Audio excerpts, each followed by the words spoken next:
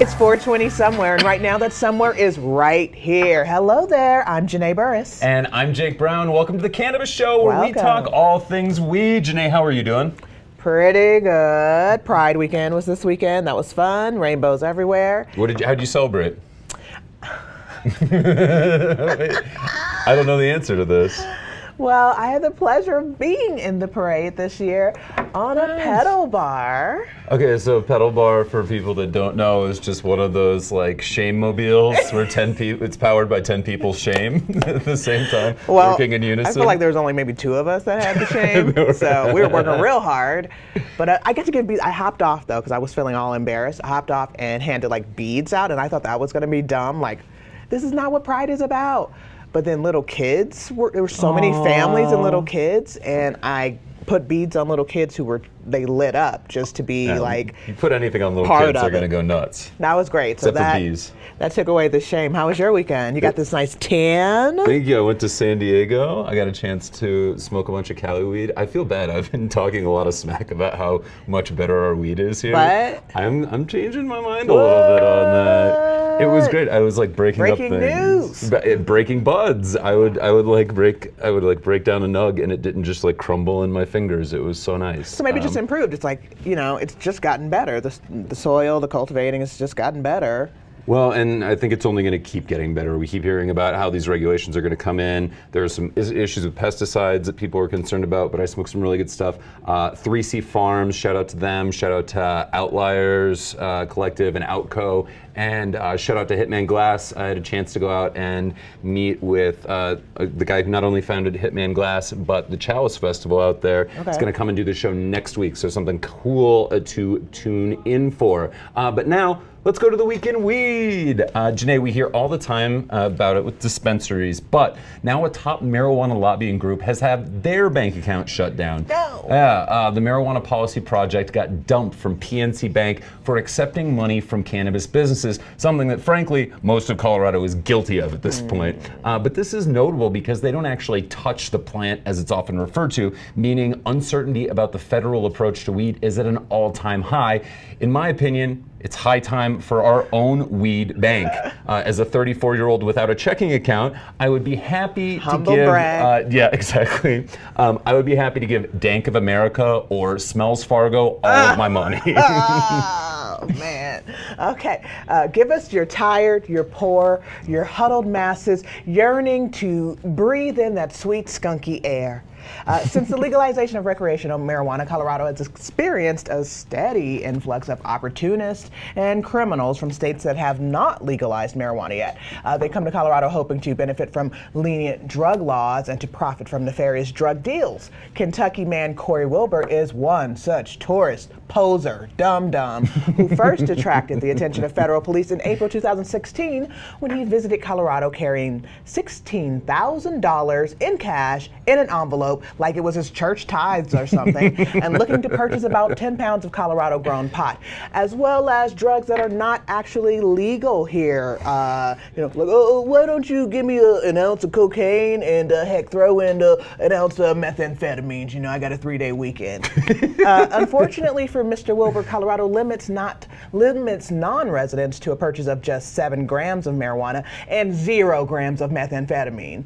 And it may take you all night traveling down East Colfax, visiting dive bar urinals to find that much coke. That's how long it takes to find. Anyway, I don't know what I'm talking about. Go home. Your kids miss you, Corey. I'm so worried because I've seen, like, I'll get people that'll send me texts and they're like, hey, I'm coming to town, can you get me a few peas? And I'm like, no, I will not help you traffic. What's a pea? Elbows. Pounds of marijuana. And I'm like, my God. Just stop. If you're coming here, don't be dumb. Yeah. I've had people say, like, well, can you send me seeds or something? I'm like, you know how hard it is to get seeds? I haven't seen a seed since the 90s. What are you talking about? Where are the seeds? There's no seeds to be sent. We're not playing that game. You can get yourself a brand new, ugly-ass Colorado ID if you want to buy a bunch of weed. That was weird, though, because when I was in California, I was like, maybe I'll just get, like, one of the medical recommendations out there. And it was basically like I could Skype in with a doctor, and they'd be like, here where is your medical card? And I was like, wait, I don't have a California ID. And they're like, we don't care. Whoa, okay. Yeah. So I was like, all right, maybe it's... So they treat you just like a California resident, like the limits are the same. Right, but I'm a patient, so I appreciated that. Thank you to the doctors that I didn't end up seeing, but wasted some of their time. Now let's move to AG Jeff Sessions, who fired back at pretty much anyone who understands drug policy with an op-ed in the Washington Post this week. Boo! I forgot the boo. I heard his name. The obligatory boo. Boo. But he's claiming that changes in drug sentencing were leading to massive amounts of violence in the country. In the opening paragraph, he says, quote, if you want to collect a drug debt, you can't and don't file a lawsuit in court, unquote, ignoring the fact that in states where cannabis is legal, that's exactly how many cases are decided. Now, by continuing to threaten legal, medical, and recreational cannabis businesses at the state level, Sessions' own logic would mean that he would be making those places more dangerous to live. Oh, he also cites some sobering statistics about the number of overdose deaths that came from opioids, but fails to mention that a substantial number were actually prescribed to the people that overdosed on them. And what's truly scary is that Attorney General Sessions shows that he'll manipulate the numbers and the facts to ramp up his war on drugs. Janae, I can't even. I know, go off on him, okay? He deserves it. Country music has a new cannabis anthem. Well, yeehaw, it's about time, I guess. I guess it's about time. I could have sworn that the entire Willie Nelson catalog was a cannabis anthem. Is that not? We don't have that already? Country music recording artist Greta Gaines even surprised herself with the creation of this cannabis anthem, but was inspired to do it after the results of our most recent election. Girl, no, okay? Let that inspire your art. Use that pain. But proceeds from her song Light It Up, which was written with patriotic song This Land Is Your Land in mind, will benefit pro-cannabis nonprofits, National Organization for the Reform of Marijuana Laws, Normal, Patients Out of Time, Pot, and Tennesseans United. 2. Gaines says that this music comes from a place of newfound consciousness. This girl is woke, y'all. That's what that means. You can always count on country music to be straightforward and to the point, which I really like. Jake, could you just imagine if some of our favorite singers, songwriters were around for this cannabis cultural revolution? Could you just imagine? Like Hootie and the Blowfish, Dave Matthews Band. Exactly. Exactly. Where are they now, guys? Where are they now? I need to hear from them. I need them to sing loudly about pot. Like people like Johnny Cash and Patsy Cline could do what Greta did and be as blunt with their message. Pun intended. Pun always intended. Okay, remember that. And with that, you guys, I'd like to share some new song titles that turn old country into new medicine. In this week's, yes, pun intended. Okay. Alexa. Okay, number 5. You were always on my grinder. All right, that's not about grinder. Wait, I don't even know the original on that one. That's You're Always on My Mind. That's Willie Nelson right there. Okay, sorry, Willie. How about Hazy? That's Patsy Cline. Hazy, you got that.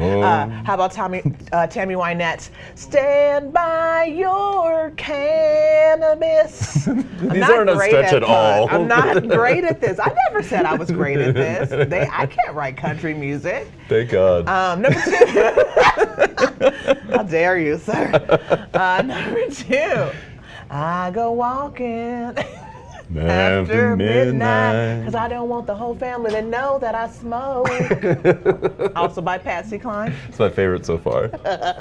I'm so bad at these. And number 1, Johnny Cash's Ring of Fire, which I think is already about heroin. So. Thank you, Janae. That was amazing. I never knew that this country was inside of you. It's in my heart. It's in all of our hearts. I don't want to step on your turf, Janae, but I have a rant of my own this week. Yes? Yeah. So edibles companies, Can you stop calling your gummies, your brownies, and your suppositories sativa or indica when you just add THC to them? You are taking a plant, you're turning it into goo, and by the time it's in your product, it doesn't at all resemble cannabis flower. Now, we don't talk about crude oil based on the type of dinosaur it came from, and we don't ask before our kidney transplant if it came from somebody that was short or tall. Indica and sativa largely describe how a plant looks and what kind of terpene profile it should have. If I don't taste the terpenes, and trust me, I don't, then you're just creating a placebo effect and you're misleading consumers. It's 2017 and we have the science, so let's stop the charade and admit that THC isn't an indica or sativa thing. Rant over. Boom, in your face, y'all. I could have used a little more of this.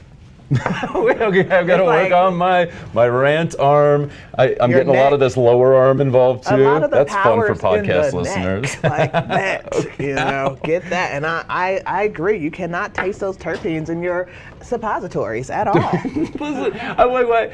People, they just keep saying it's indica or sativa, but it doesn't matter what flower you start with, right? Because if they're just taking it and they're just turning it into THC, I mean, that's a cannabinoid. There's no difference, and it fools people like my mom who goes, "Can you get me some sativa gummies?" Then I'm like, "Mom, there's nothing. What am I like supposed to do?" Like me. It's all a bunch of bull. I did not know that. I almost swore, but I stopped with the bull. For more on all of these stories, including that Sessions op-ed and a great response from the Washington Post, you can visit us online at thecannabist.co. Now, from a tinier, more serious desk, let's go to the cannabis policy and business writer Alicia Wallace with this week's Quick Hit. This week, The Cannabist is diving into the controversial issues that surround a non-psychoactive compound of the cannabis plant. Our new ongoing series called CBD, TBD focuses on the murky legal status of cannabidiol, which has been widely touted for its potential to help treat symptoms from epilepsy and other ailments. But people seeking out CBD oil are running into roadblocks on the state and federal level. The first part of our series takes place in Western New York, where a family has encountered a quandary. The doctor for a developmentally disabled woman who has severe epilepsy has recommended she receive a daily dose of Charlotte's Web, a hemp-derived CBD oil made in Colorado. However, the state-run facility where she lives bars the administering of any form of medical marijuana.